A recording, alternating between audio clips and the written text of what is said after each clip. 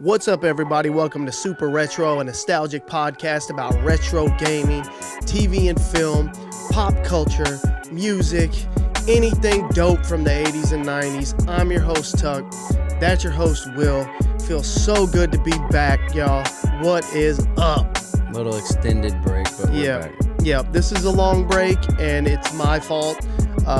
Definitely got some kind of ooh-wee or got the flu, something. I'm not sure what it was, but it had me down, y'all. It had me down, so we apologize. I was down before you, so. You were, yep. Yeah, I don't think you were down as long as I was, though. A couple of days. So, yeah, I feel so bad that we haven't been able to feed our TikTok feed, but you know what?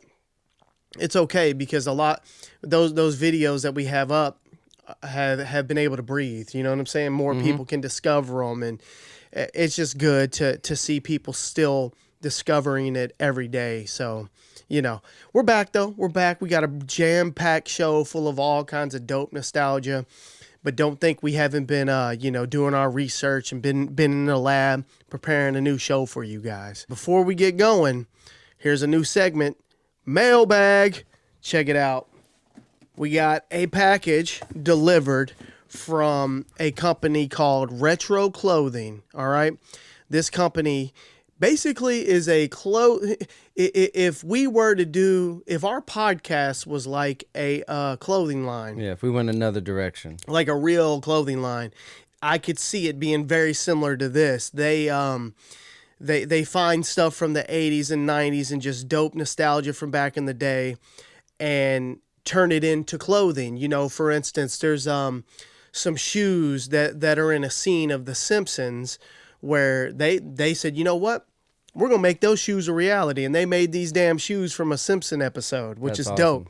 That's awesome. Which is very similar to what we have going on in this box. But first, let me read what retro stands for, because it's an acronym. And what it is an acronym for, let me read that to you. Rocking everything that's reminiscent of. That's dope. The shoes that he sent are the Sky Davis Air Jets from the Doug Show. Doug was a show on Nickelodeon. A lot of people remember it. Here, actually, we'll hold that shirt up first. He sent that shirt. Yeah. So the retro Dougs, or what is it? The retro Sky Davis. And see these shoes right here? This is a shoe that was from the Doug Show. So you know what Retro Clothing decided to do? They said, you know what? Let's turn these bitches into reality. Look at this. Look at that, Will. That's awesome. How sick. Come on now. Let's take them out this piece. You know, and I saw a video of these being made on their feed.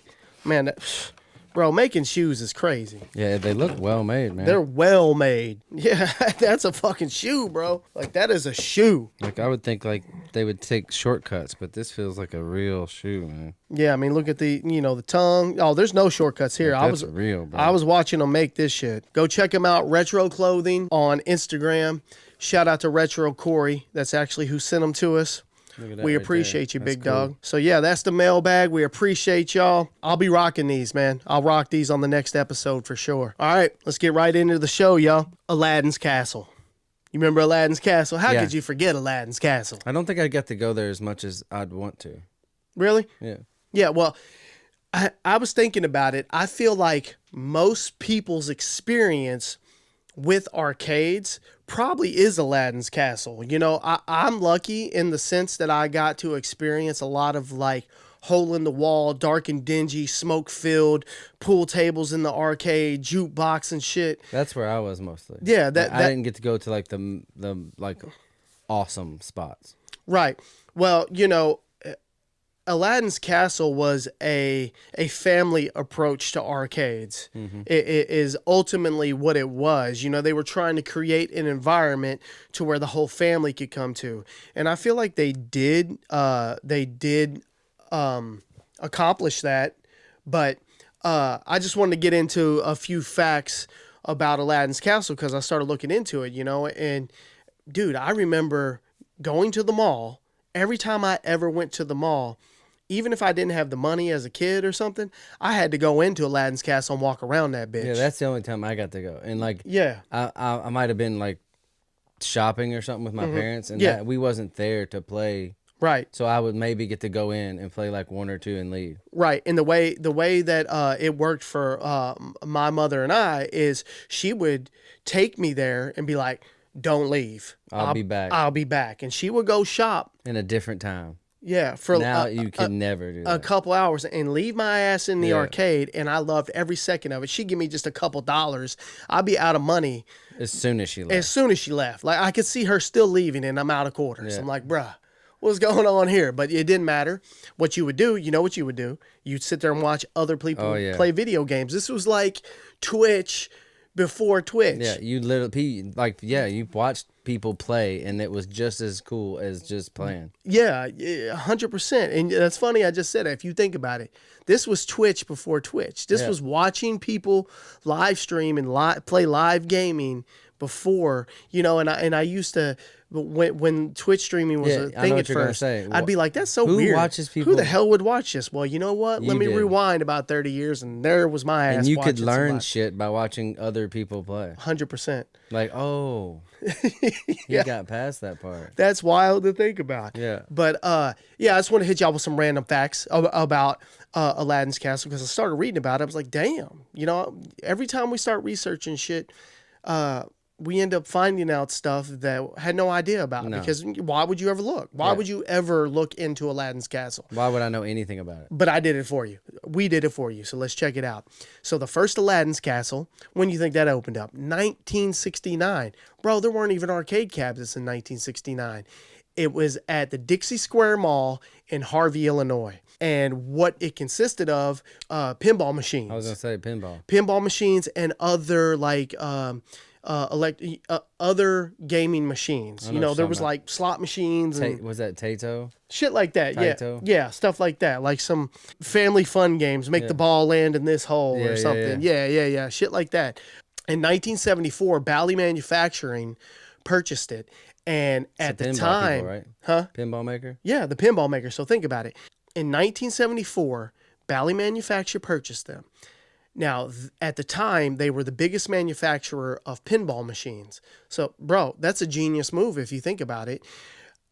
The biggest pinball machine manufacturer buys the biggest arcade in America and just supplies it with their machines. Yeah, like you got an unlimited supply of you have places to put your product. Yeah. Like, dude, it's freaking genius. New pinball, put it there. They were probably printing money, and they also went on to be the #1 manufacturer in arcade cabinets. So, boom, they just kept pumping them in there.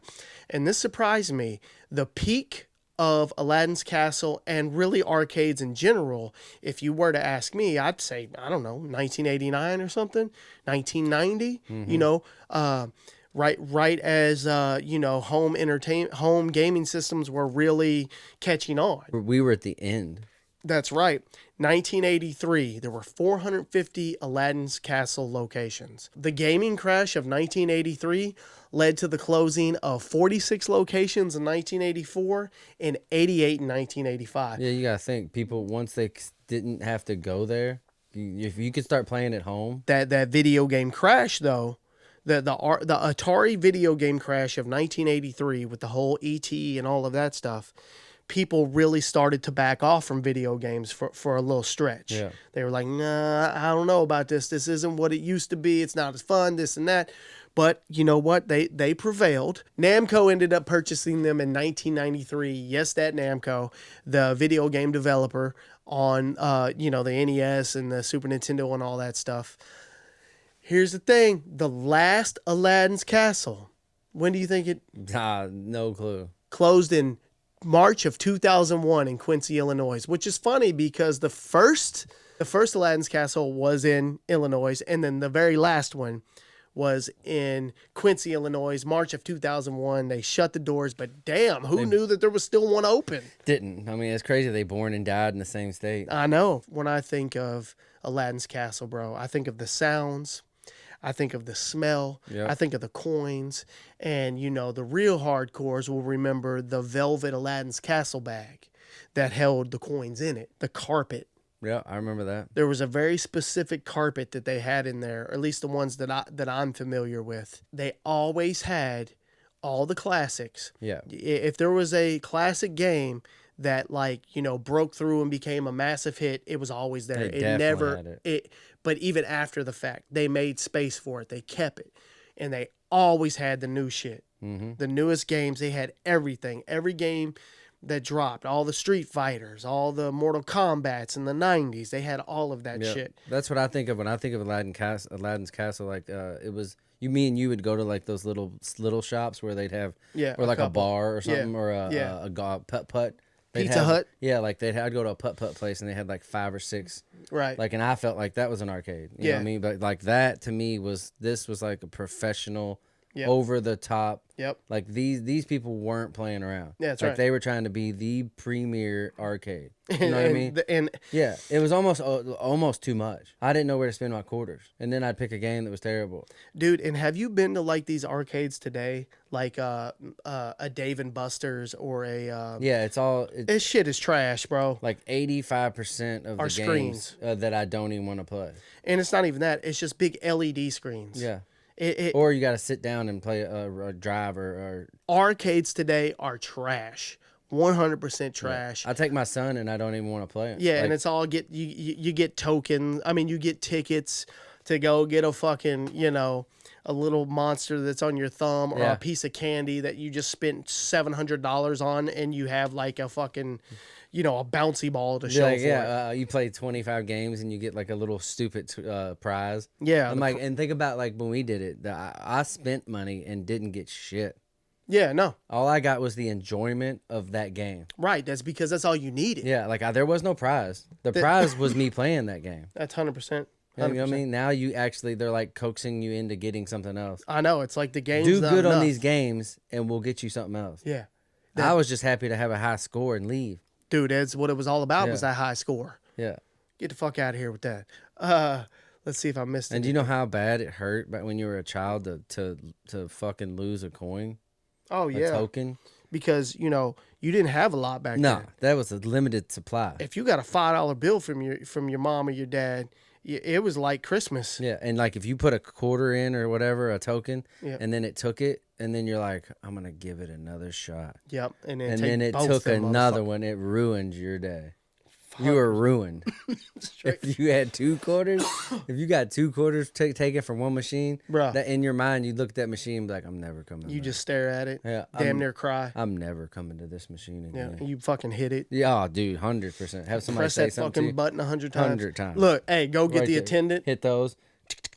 Go get the attendant. Yeah, 100. Remember, I was almost so shy I didn't do it. There was always, that's one thing Aladdin's Castle had. They always had an attendant on call. Yeah. Like he was walking around with like his little thing on his side. He had the keys. He'd be like, hey, bro, hey, the Pac-Man took my quarters, man. My quarter, man. Come on, dude.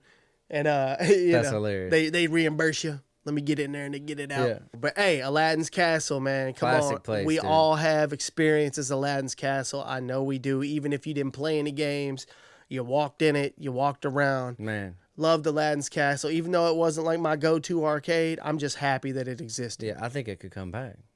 You think so? I mean, man, I wish an Aladdin's Castle would come back with like the OG games, not all this No, that's what I'm talking bullshit about. now. Pilotwings on the Super Nintendo.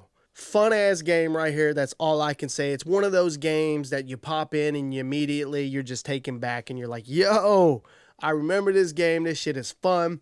This is a flight simulator. I call it like a flight simulator. man, it was like, but yeah, one of the first ones. Like before, like the computer stuff all came out for flight simulators. That's what that was.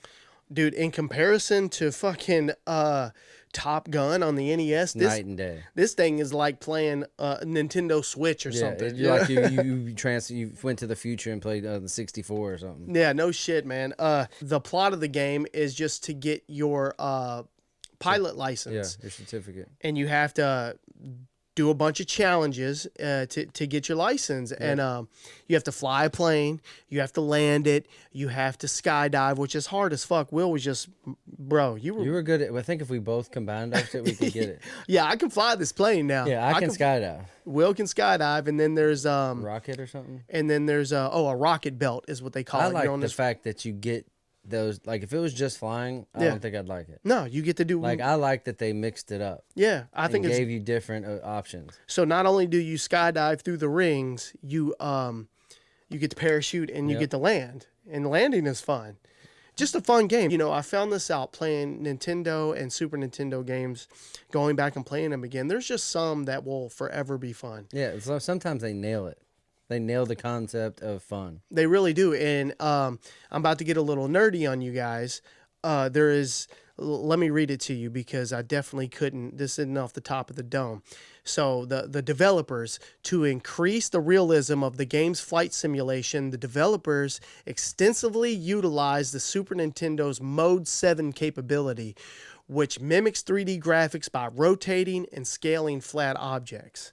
That is dope. I'm not sure what Mode 7 capabilities are with the Super Nintendo, but hey, I'm glad somebody does because you can tell that they really were pushing the system on this. It was cool how they could capture the depth of things and how close objects were getting. Right. It works. Yeah, it works. It works. Yeah. For sure. I wonder if it's the first game that you fly and go through hoops, because that was basically like copied for the rest of time. Yeah. You know what I mean? Like from the rest of time That's good right there. of games that where you're flying, you always would go through rings. You know what I mean? Like, Yeah. I wonder if I don't remember any on the regular Nintendo.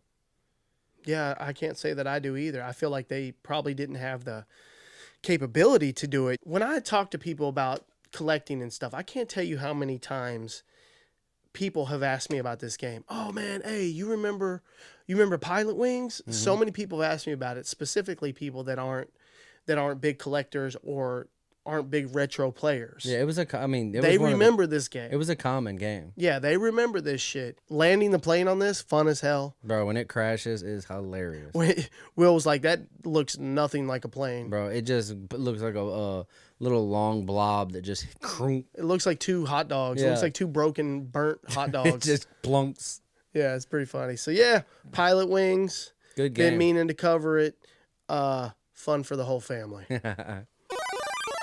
The most iconic sketch comedy show of our time, in living color, y'all. Like, this was our Saturday Night Live. 100%. Like, when I was growing up, I didn't give a shit really about Saturday Night Live. I didn't even know what Saturday Night Live was. Like, in living color, like, was who I was. Here's why, too. Also, you know, we were young when this came out. This came out in 1990 and went off the air in 1994. I feel like it was made for us. It really was. It really was. I was in middle school. Dude, from the time it came out until it went off. I believe I was a freshman in high school. Yeah. So, yeah, this was our Saturday Night Live. And it came on in prime time. Yeah, and I remember, like, I'd wait all day and night to watch it, and then, like, it consumed my whole next day of school.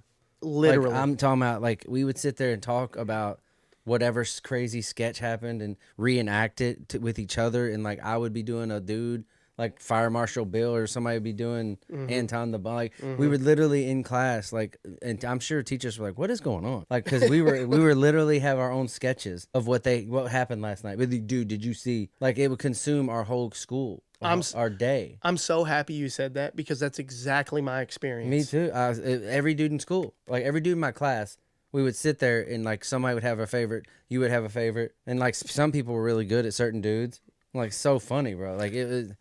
I can remember so many good memories of that time of In Living Color. Yeah, I remember seeing commercials all week long for it and seeing just little teasers of my favorite characters and being like, oh, like, dude, shit. Fire Marshal Bill's this week. I cannot wait till it comes on. Yeah. Or I believe they would tease the next week's episode. Yeah, like Wanda's next, dude. And you would just wait the whole week. And yeah, you're right, dude. You would go into school. Oh, my God. And you would literally talk about it the whole next day. And some of the characters were so iconic that it literally became part of your life. Yeah. And I mean, that's real pop culture. They were pop culture in the early 90s. Man, it's mine. So amazing to watch these characters develop, and, like, you'd see some, and then one new one would pop up, and you'd be like, "Oh my God, this is so outrageous." Yep. So let's get shit you can't do today. Oh, you like, bro. I've talked about it at work recently about some of these characters, and I'm like, dude, there is no way you could do this. No way. Like Handyman. Oh my God, I didn't Bro, even write that down on the you board. Can't do that, bro. Oh my God, I forgot about that. Bro, You're gonna kill me. It was outrageous. Bro, you remember Head Detective? Yes, bro. But wait, My God, bro. Can we wait on the characters real quick? Let me just Get some info in here. let's get some info in, just to get everybody reacclimated to how dope it was. Bro, the Wayans family, bro. Created by Keenan Ivory Wayans, a fucking genius. To even have this idea. You know, I can't imagine how hard it was to actually make this show. Dude, and whoever greenlit this show is a saint. I know. And it had 5 seasons, 127 episodes, bro. Gold. Bro, I cannot believe it had 127 episodes. And it makes so much sense when I think back on it. It's crazy that it's only 4 years. I know, but it's kind of 5. I know, but I'm saying like 5 years of that is just amazing. I know. We didn't deserve it. We didn't deserve 5 amazing years.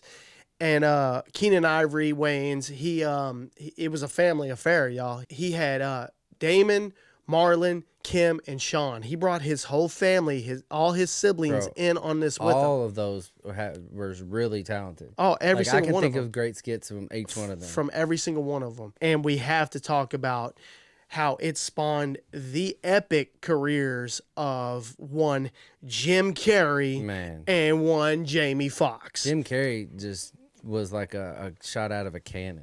I know. And you know what else? What's crazy? If you talk to somebody that's, say 10 years younger than us that are in their early 30s, they do not realize, and test this on somebody, they do not realize that Jim Carrey or Jamie Foxx, for that matter, came from In Living Color. Yeah. People do not know this. We know this. People our age know this. But trust me, test it on a coworker. Test it on a younger sibling. Came up. Yeah, they thought that they were just famous. No, these were unknowns. Yeah. Well, Jim Carrey, what's crazy, a lot of people don't know, he was an actor. Yeah. Like, I saw him in a TV, like an 80s show where he was a vampire. Once Bitten or something. And it's like stupid, corny-ass fucking vampire movie. And you're like, oh my God, that's Jim Carrey. And then he popped on this show and went to the moon. You know what else? Jim Carrey did not make it on Saturday Night Live. He auditioned for Saturday Night Live. And I've seen his audition, and it's hilarious. For whatever reason, they did not hire Jim Carrey. Bro, they're kicking themselves. There's not one skit he did on this show not one that wasn't gold. Every single one of them were extremely memorable. Every skit that Jim Carrey did became instant pop culture. 100%. And it defined an era. And what's funny of comedy. The people that were doing the skits with him couldn't handle it. Nah. Like, you just couldn't, bro. You had to break. Yeah. Like Tommy Davidson or somebody would just start being like... Yeah, they would just straight up laugh. And that's what made the shit so authentic. Control him. It made it so authentic. It was. You know what I mean? But also, we have to mention Tommy Davidson. Kill it. Tommy Davidson and David Allen Greer. David Allen Greer. I love David Allen Greer, bro. He was so underrated. So underrated. Yeah. And the Fly Girls, Jennifer Lopez. Yeah, like not only was it an awesome like skit comedy show that then they'd break out these hot dancing girls in the commercial breaks. Yep, and like it was just nonstop action. It was just hip hop, bro. It was everything. It was hip hop. Culture. It was culture. The shit was dope, man. All right, time to talk about. Oh, and it won a Primetime Emmy in 1990, the first year that it was out. It won an Emmy. So hey, didn't they make Sean be the DJ? I just remembered that. Yeah, he was the DJ. Yeah. Yes, he was. Because then he'd start getting in skits. Yep. It was like he was like, I'm gonna do this for a little while until I can get in this. Yeah, get my foot if you remember, Jamie Foxx wasn't. No. He eased his way in. That's right. He was like a reoccurring, and then on the very last season, he became part of the cast. Bro. Jamie Foxx killed that show. Killed it. Let's talk about some notable characters. My God. All right, so you can't even talk about In Living Color without talking about Fire Marshal Bill. So funny. Dude. Probably the most iconic character Jim Carrey played on In Living Color. Fire Marshal Bill. And he just burned up the whole kitchen, bro. That's right. Jim, classic character. Who else? Oh, obviously Jamie Foxx playing Wanda. Dude, that I think to me that's my favorite. Like where I laughed so much when he would try to like get Tommy To kiss him? or to go out with him or go on a date. Yeah, I forgot and about he'd that. be like, Tommy would sit there. I don't know if you remember this, but somehow it's stuck in my brain for life. Like when he was trying to make an excuse to get out of the date, they'd be like, I gotta go do this, and everything he said, Wanda had. Yeah. Oh, I got you. Like she would pull it out of her bag. Bro, I forgot and about be like, that. oh no, I got that too. And he'd say something else. Oh well, I gotta Yeah. And she'd be like, oh no, I got that. Yeah. Like nothing he said could got him out of it. Dude, wow. I completely forgot And that's how that went. He couldn't have been more ugly. Oh, Like, he was the ugliest woman alive. Wanda was the ugliest woman alive. There's no doubt about he did that. so good, bro. And Tommy Davis was so small and so skinny. and Jamie Foxx was all big She compared would like to him. manhandle him. Bro, it was so good, man. Ah, such fucking pure gold. It really was, bro. And then this is the one. This is the one. You put a balled up sock in a sock, and you just smack the shit out of your friends, and you'd be like, "Homie, don't play that." Bro, do you remember that he hit legit kids? Oh yeah. You know those were I all went back and watched family it. members? Oh no. That they wouldn't get like regular kids. No, like, I that don't. was all kids of cast members Yeah. so they could slap them. Dude, Like hilarious. they would smack the shit out of kids. He would. They would ask him a destroy them. question and they would answer it and he'd be like, "Nah, He'd be homie, like- don't play Be that." like, Bob, shut up. Homie, don't play that. He was like an ex-con. The worst just, clown ever. Just dude. fed up with life. Just like drunk, yeah. done for. Hilarious character. That one was played by Damon Wayans. Great, dude. Bro, I'm telling you, we'd go to school the next day and we literally would talk about Homie the Clown. Oh my god. And through research, I found out his name is Homie D Clown. Yeah, I thought it was Homie the Clown. homie D. Homie D. Homie D Clown. I think it said it on some stuff. Come on, man. Iconic character right there. The head detective. That was also Damon Wayans. Yeah, that was wild. I saw one where he always had like a little sidekick that would like carry him around and shit. And he like walked in and started dribbling him like a basketball. I remember it. Hilarious, bro. Or he would just throw his ass across the room. Yep. That was funny. Oh, the Homeboy Shopping Network. You remember was that? Classic, bro. Where they Most steal. people don't even know what the shopping network is. Like, Oh, yeah. they put a spoof on it. Yeah. They'd steal a bunch of shit and then they'd like open up the back of the truck. I'm like, all right, They'd be like, I got you. What come you on need? down. Yeah. Oh, yeah. Anton Jackson, bro. Oh, my Anton God. the Bum. Yeah. He'd be like, remember? And he'd have a fucking he'd have a jar of it. It looked like a pickle, but it was a turd. Yeah. And he'd be like, "Gah, and he'd try to get people to take the pickle. Oh, my God. It was a turd. He the way he Oh walked. my god, bro! He played the best bum, dude. He's all like holding. And he would tie his shit together. Yeah. And then he'd have like a cardboard box. Yeah, he called Like, us like a. come on into my house. Yeah. My penthouse. It would be just boxes and shit. So fucking good. Oh that my was Damon God. Wayans too, He killed man. it, bro. Damon Wayans was an unbelievable actor. He really was, man. He really was. He was a fucking great comedian. Is a great comedian. Yeah, man. Vera Vera DeMilo. Oh, Bro. Vera DeMilo. That was almost on the like the same cloth as like what Wanda was. Yeah. Like Jim Carrey playing the most outrageous looking girl. I feel like you couldn't do that one today. No. Some of the shit he was doing, Bro. insane. Like I went back His and watched it. I armpit was like, hairs, oh my god. where he would go and like have his arm all the way behind him. That shit is hilarious. Yeah. You want to talk about ugly? That's the ugliest woman. That he may be Vera DeMilo may be uglier than Wanda. Yeah, Jim Carrey killed that performance. Blaine Edwards and Antoine Merriweather, Men on Film. Men on Film was so like it was like one of those skits where it wasn't crazy, but it was so smart and savvy. Yeah. How they would just put shade on stuff. Yep. Like, and I would look forward to it every episode. Like when it wasn't one of those ones like Wanda or nothing. But when I saw them, I was like, oh shit, what are they gonna say? They'd be like, hated it. Fucking. They were just perfectly in time with it every like time. if it was like a hot girl or something, like some movie about that, and they'd be like, hated it. But if it was like some stud dude, George Clooney or yeah, something. they'd be like, 2 snaps. Yeah. Fuck yeah. Oh, such. It was good, bro. Bro. There's too many, bro. There is too many. Like, we could go on forever There's about too these many, characters.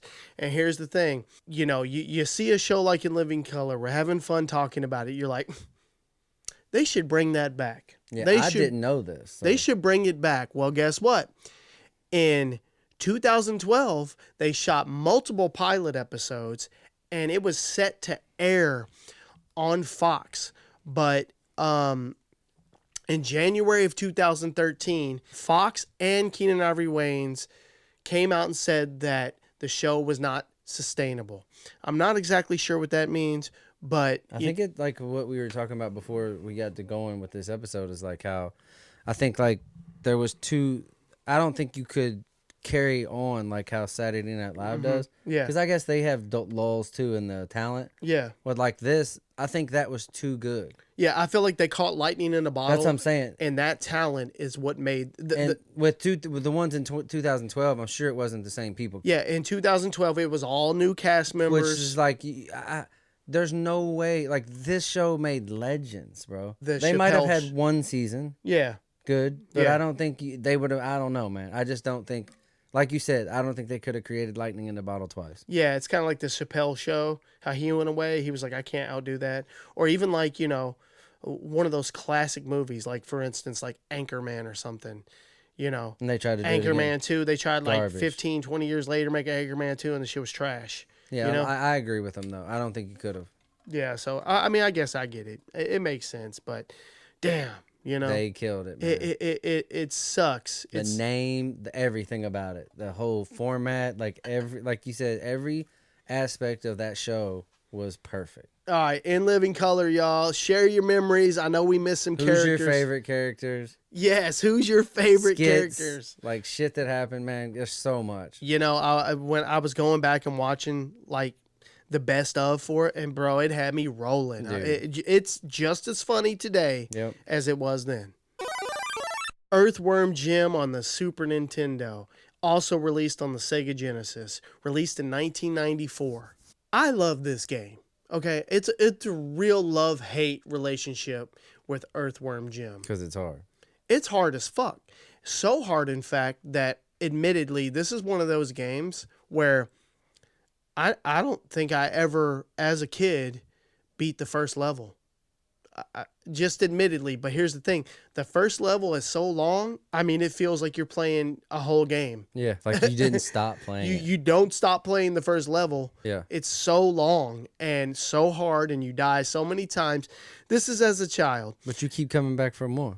You keep coming back, and, you know, now as an adult, I've played it, and I can get pretty far in it. I've never beat it, but you know, this is a wild ass game. There's some wild shit in here, and the first thing that comes to mind when you see Earthworm Jim is the art direction, the graphics, the way it looks. I would venture to say that at the time this came out, this was the best looking game on the Super Nintendo. This was probably one of the best looking video games, period, at the time that had ever come out. It looks incredible. It captures. I mean, it pushes the Super Nintendo, the system, to the absolute max and pulls everything possible out of it. Big shout out to the developers and the designers, which, by the way, I did read there's some extremely controversial shit connected to the designer of Earthworm Jim and the guy who created it. But hey, don't come after us. You know what I'm saying? I don't know what he said, games, bro. And I don't give we don't give a fuck enough to look into it. So somebody let us know. What a cool, crazy idea for a game. You know what I mean? Yeah. Like an earthworm that gets a suit. A regular ass earthworm. Like who in the fuck? What drugs can you be on to be like, I got it, bro? Yeah. I got it. Yeah. Write this down. This is one of those fever dreams, dog. Or one of those dreams when you're high as fuck. Yeah, that's what I'm saying. Like somebody had to get high and goes, bro, I got an idea. And they write it down. They're just like, what, bro?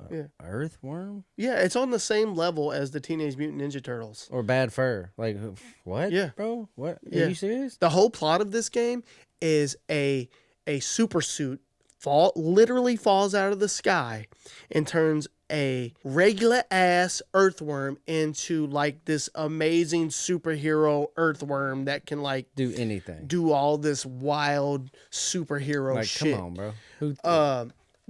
It was ahead of its time. It Yeah. really was. But there's a lot of people out there that don't really like this game because of how hard it is, or just little quirks about it. The controls aren't the best. Some of the attempts of making it 3D are kind of weird when you're walking up. Like, sometimes it gets a little strange.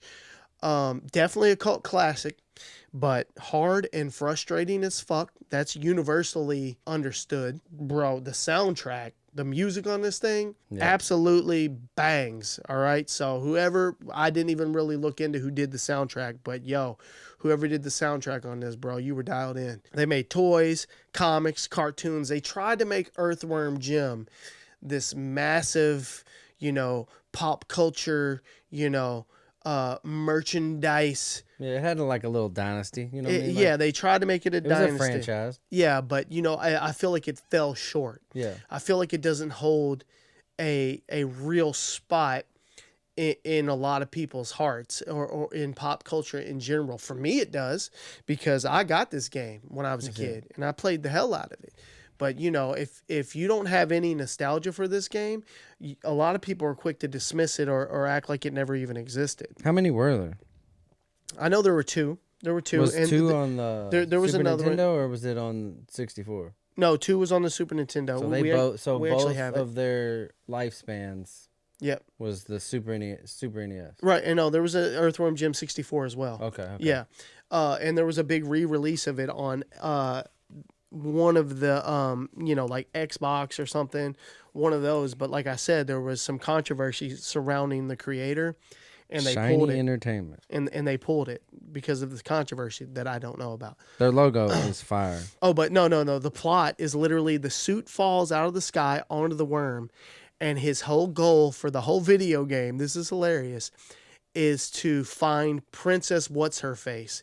Yes, that's her name. Princess What's-Her-Face. That's actually her name. They just playing. What's funny is you knew this game was wild as fuck on the first level when you have to cut loose a big-ass refrigerator and it falls on like a catapult and shoots a cow up into outer space. That should have been your first fucking, like, hey, this shit's about to get wild. And it's crazy. And what's funny is when you finally beat this game, when you finally find your Princess What's-Her-Face, you've never spoken a word to her, you see her, you're about to walk up to her and make that first encounter, have that first conversation. The cow that you had launched into outer space falls on her, smashes her, and the game ends, and that's it. You didn't get it. And he just sits there with his mouth opens up that big, like the Battletoads' mouths open up. Earthworm Jim does the same thing, and he just looks at her. Comedy. And he just watches her, and then the credits start to roll, and he's all sad. He's like, damn. The whole game was to get to Princess What's-Her-Face, and then she's killed by a cow. That's fucking awesome. Fucking great. Yeah, what were they smoking when they were creating this thing? So Earthworm Jim, super nostalgic for me. I'm curious if anybody else, how they feel about this game. Overall, it's more fun to look at than to actually play. That's how I feel about it. But still, I pop it in all the time. I'll make it almost to the end of the first level. I'll get fucked up. There's these annoying ass birds that just attack you, and they're so fucking hard to shoot.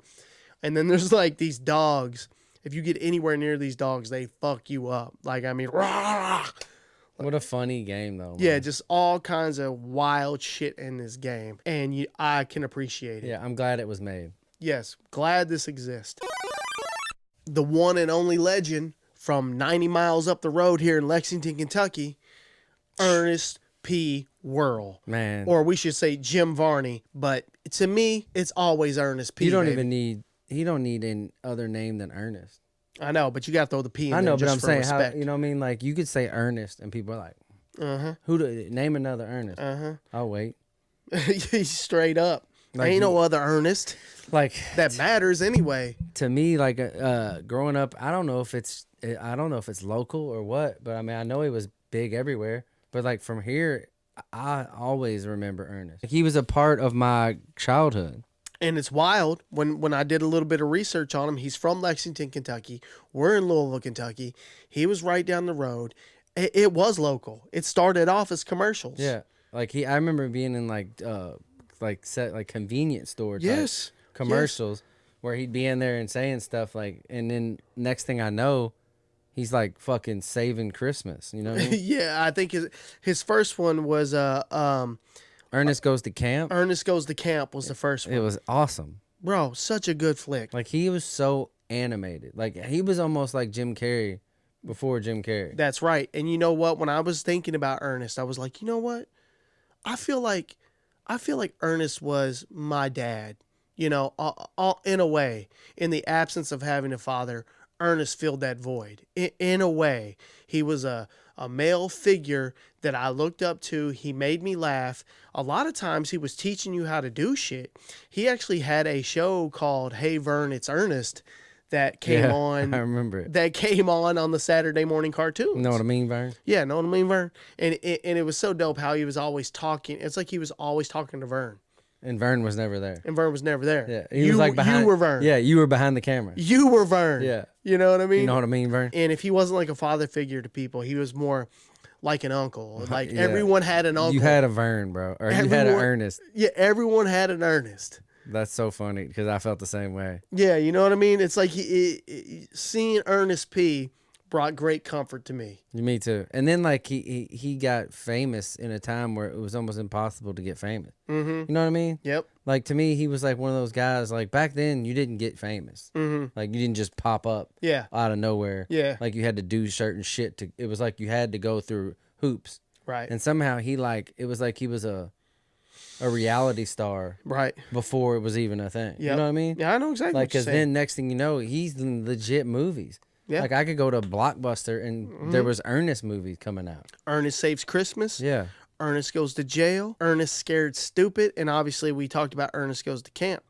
And here's something that I learned about him when I was doing some research. Ernest did the voice of Slinky Dog on Toy Story. Yep. Did you know that? He got paid for that. I had no idea. I'm so glad that he crossed over into that. He was about to blow up. It's super unfortunate that our man passed away. You know how he passed away? Cancer. Lung cancer. Mm-hmm. He was a chain smoker. Oh, I know. I saw every video I've seen, every picture I've seen him in, he's smoking.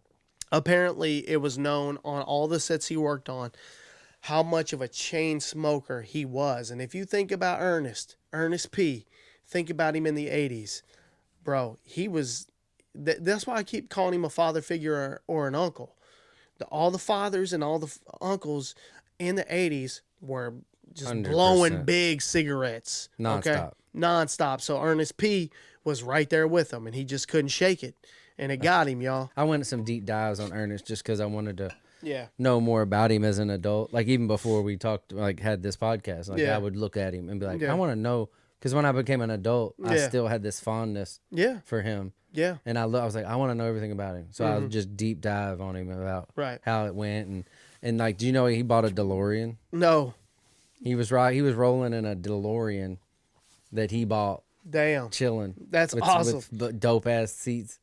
I did read that he was super interested in, he did theater.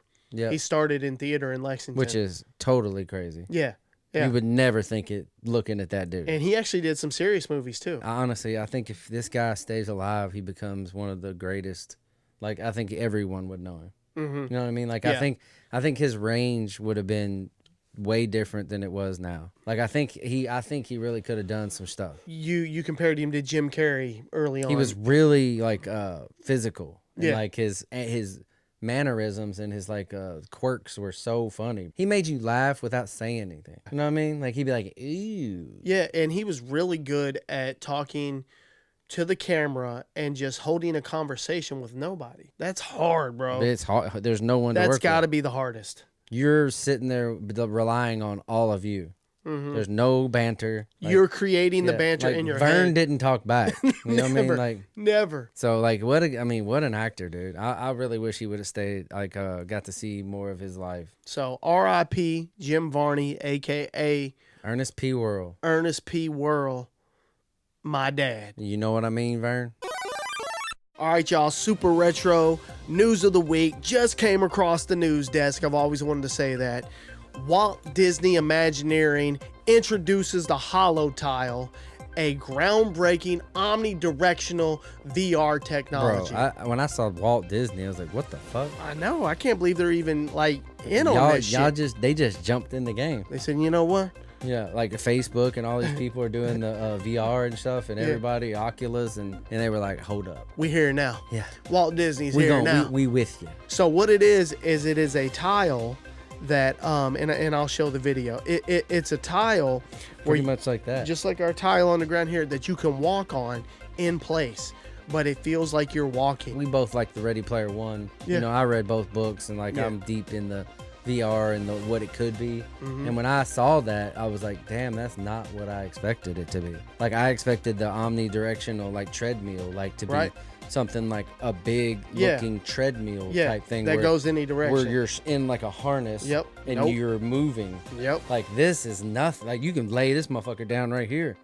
Like, it to me, when I saw it, I was like, oh wow, bro, it's game changing. like I can do it at my house, like in a room. Like, I could just roll it out. Like, it looks like a yoga mat for VR people. That's gonna make money, bro.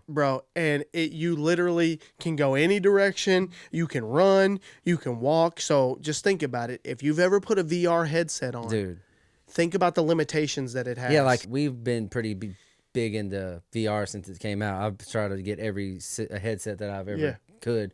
But like, that's like you said, when you put a headset on, it's amazing, and you can walk around in this little bitty area. Yeah, you have to be super careful. You're like, all right, I know that like 10 feet in front of me, there's a wall and there's a couch and shit somewhere right here. Yeah, and you do your little barrier, and you know where that's it, and they can't go anywhere else. But this is like, you could play any game and go anywhere. Bro, it's going to revolutionize the VR industry. I swear to God. You can go miles that way, in and out of rooms. Like, it's gonna freak your brain out. Your brain is gonna be like, what the fuck is happening, dude? This is some wild shit, man. Like, this is Ready Player One. Like, when I read that book, like, it was one of those times where I read a book and was like, oh my God, this is gonna happen. Like, I you know, all I thought of, I hope I live long enough. That's all I thought of, because then I was like, it's gonna come out and I'm gonna be 89 and die trying it. You know what I mean? It was awesome. It looks pretty close, bro. Yeah. With this, dude, this is what they were missing. Yeah, you're right. Because the headsets are fire. This is what they were missing to create a completely immersed experience. Yes. If you can walk around and that reflects in your headset, and you don't bump into your wall, you can literally walk. All they're missing now is touch, feeling, and smell. They're working on that. And shit. Smell. They're working on that. If you could do feeling and smell. Because my brain's already tricked. Like, we 100%. We've both done it and rode roller coasters and climbed shit. And it's like, the wildest shit I feel ever. That in my brain. Like, my brain has no idea what's going on. Yeah, when I went down underwater, my brain immediately was like, okay, we're drowning. We're drowning. Remember when did I make y'all do the shark thing? Yeah, I did that shit. Yeah. That's what I'm talking about. You made me do the shark where I was going down. And as soon as I went underwater, for a split second, my body was like, oh, what? And then I was like, okay. I'm okay. Well, I'm okay. My brain was like, well, I guess humans can breathe underwater now. And that's what I'm saying. If you could go anywhere, I mean, what are the limitations? Here's the thing. If you can walk around and shit, bro, there's going to be jobs.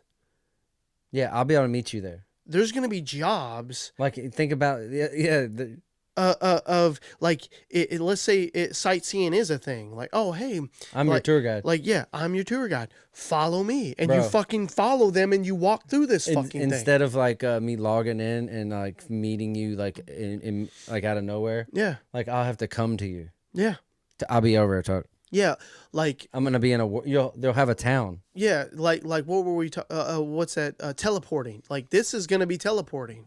Yeah, but I'll be able to like log in and walk out of my house, out of my front door, and walk to your house. Yep. And then what the fuck is the difference? If it gets so good, that's what I'm saying. If it gets so good, what is the difference between you physically being here and then us putting a headset on and being in the same place and looking at each other? Bro, we're gonna be able to log in and hang out and play retro video games. Yeah. At your basement. Yep. It's gonna revolutionize existence. Yeah. We're in. Sign us up. there's something I think about a lot, and I honestly, once a week, I'm like, God damn, I wish I could go to a Radio Shack. I swear to God, once a week I need an adapter, or I need Bro, it was like the one-stop shop. I need this gadget, or I need that thing to make this work. Because nowadays, where do you go? You go to Amazon, and guess what? You have to know the exact description. There ain't no help, bro. Of everything you're looking for. Man, I didn't know shit about nothing. I'd walk my ass in the Radio Shack, and I'd sit in there for 30 minutes putting adapters together. Bro. Mainly audio adapters or stuff for the television, trying to get this cable signal to split so I can put it in this room and that room, or my neighbor has it and I don't have it, but you know what I'm saying? He has a coaxial, and I put that on this thing and I split that. Radio Shack had all that shit, man. To me, like, I don't know if it was like that for you, but when I walked in there, those people that worked there, they were like the most knowledgeable people on earth at that time. Those were my people, man. Like, those were my they people. knew shit that I would never know. You know what I mean? Like, I went in there and I didn't know, like you said, I didn't know anything about anything. So I would ask them and they'd be like, I got you. Mm-hmm. Like, there was never a time where they were confused. Never. Like, that guy back there looked like he was making computers. But he's back there soldering shit. 100% soldering. Straight up. There was smoke coming up from soldering, and he had like a little magnifying glass. Magnifying glasses. Like he was a scientist. They had scientists working at Radio Shack making $10 an hour. 100%, man. And when they closed, it hasn't been a super long time since the last Radio Shack closed, and we did zero research on But they this. like morphed into something else. They did. I mean, you could go get cell phones and shit there at the, they did, but still, there was one by my house up until like 5-6 years ago. Talking about the one right there? Yeah. There was one like 5-6 years ago. And I would stop in there frequently. I do really occasionally. I'd pop in. Yeah. Now there is no place to go because you know what? They closed Circuit City on us too. I was gonna say for some reason Circuit City's in the same vein. Yeah. To me. You could get this same shit at Circuit City, but that's gone too. Man, like bro, those were hubs of our childhood. They really were. Radio Shack, Circuit City, the stores of our childhood, y'all. And man, you could get some weird shit at Radio Shack. You really could, dog. My grandpa or my dad would go and get shit that I didn't even know what they were getting. 100%, man.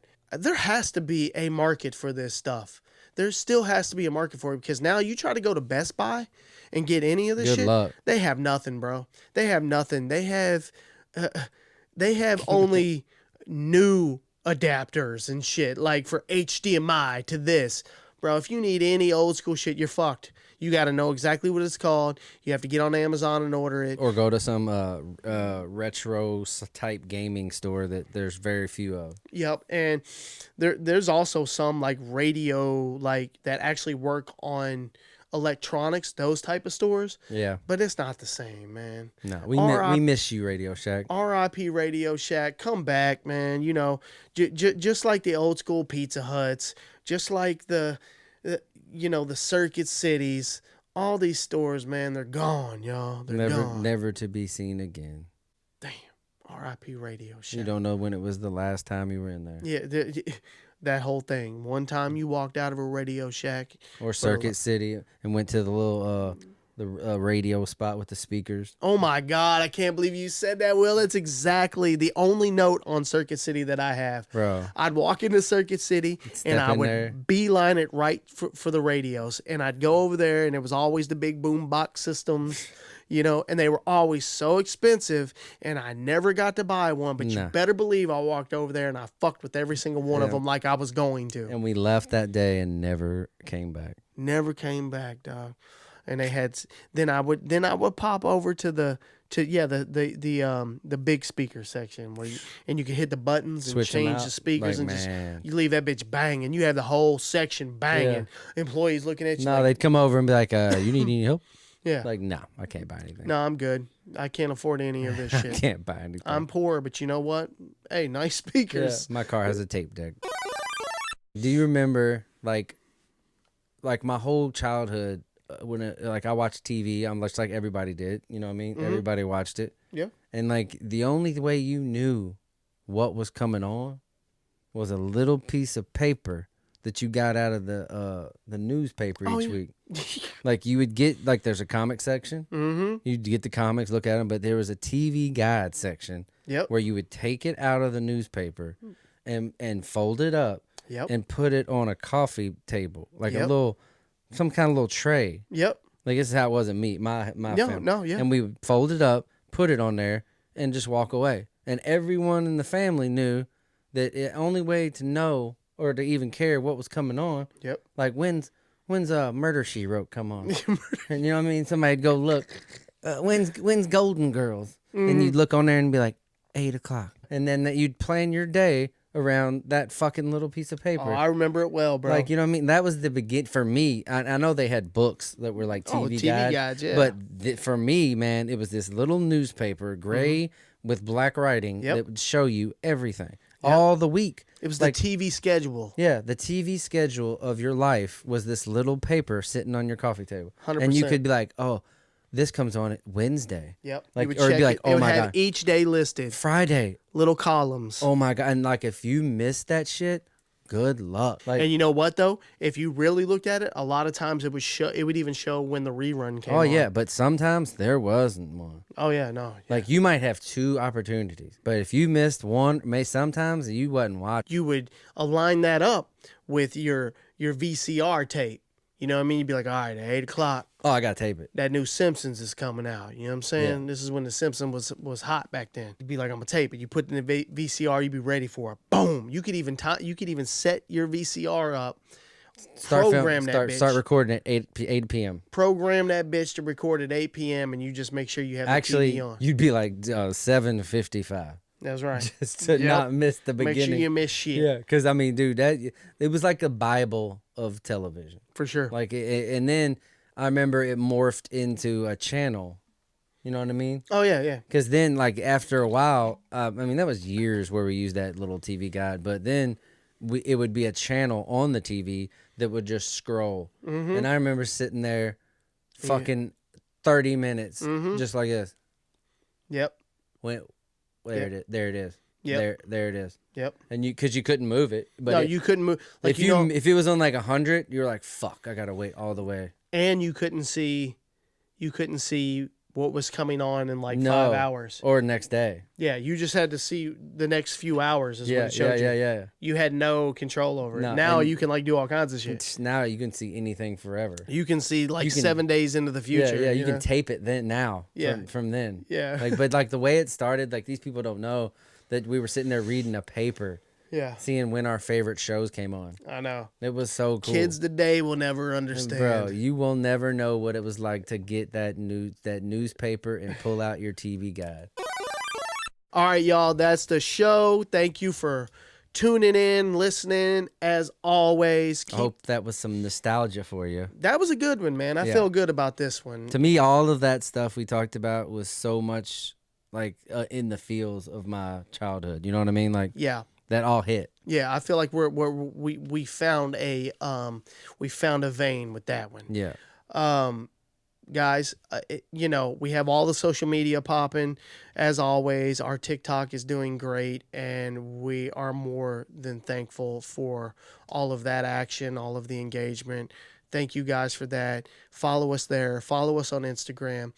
If you want to watch the full-length episode. A lot of people have been asking about where do we watch this? Yeah, YouTube. Go to our YouTube page. You can watch the whole thing. If you just want to listen to the audio, obviously you're doing it now. Spotify, Apple Podcast. And if you want to go super old school, ancient, you can email us at superretropod@gmail.com. I still check it. Got a couple emails I need to respond to. Just kind of new to some of the opportunities that have presented themselves there. So no disrespect if we're not super fast getting back to your emails. Oh, and one more thing. We are going to be a part of the Louisville Arcade Expo coming up. We just got confirmation on that. We don't know what room we're going to be in yet. Don't know the exact dates off the top of my head, but it's still pretty far out. So we'll hit y'all with that information soon. And yeah, and maybe some other expos going on. Oh yeah. We're getting invited to places we didn't think we would get invited to. Yeah, so we may be in your area of the country, and you can maybe come hang out with us and all that good shit. Check out Will's sweatshirt. We were selling them on TikTok for a minute, but we're not anymore. We're still figuring out how to get these into your all's hands. But don't worry, we have a brand new, fresh run of stuff coming very soon. And again, thank you guys. You make it all possible. Peace. Later.